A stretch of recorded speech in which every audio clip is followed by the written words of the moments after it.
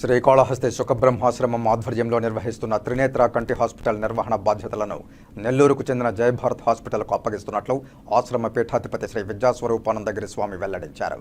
కంటి హాస్పిటల్ నిర్వహణ భారంగా మారడంతో సేవాభావంతో వైద్య సేవలు అందిస్తున్న జయభారత్ హాస్పిటల్కు కంటి హాస్పిటల్ నిర్వహణ బాధ్యతలను అప్పగిస్తున్నట్లు తెలిపారు.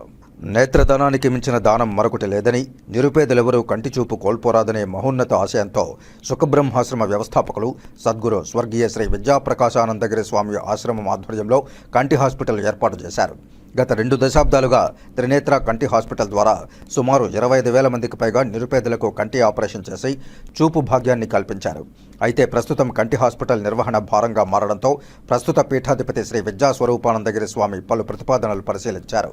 హాస్పిటల్ నిర్వహణ బాధ్యతలను నెల్లూరులోని జయభారత్ హాస్పిటల్కు అప్పగించాలని ప్రస్తుత పీఠాధిపతి శ్రీ విద్యాస్వరూపానందగిరి స్వామి నిర్ణయించారు. ఈ మేరకు హాస్పిటల్ నిర్వహణ బాధ్యతలను అప్పగించి ఏడాదికి 1000 మందికి ఉచితంగా ఆపరేషన్ చేసేలా, అలాగే నిరుపేద గిరిజనులకు ఉచిత ఆపరేషన్ చేసే విధంగా, మరోవైపు సామాన్య నిరుపేదలకు కేవలం 50% వైద్య ఖర్చులతో కంటి వైద్య చికిత్సలు ఆపరేషన్ చేసే విధంగా ఒప్పందం చేసుకుని నిర్వహణ బాధ్యతలను జయభారత్ హాస్పిటల్కు అప్పగిస్తున్నట్లు విద్యాస్వరూపానందగిరి స్వామి తెలిపారు. త్వరలోనే జయభారత్ హాస్పిటల్ ఆధ్వర్యంలో త్రినేత్ర కంటి హాస్పిటల్ నిర్వహణ బాధ్యతలు చేపడుతున్నట్లు తెలిపారు.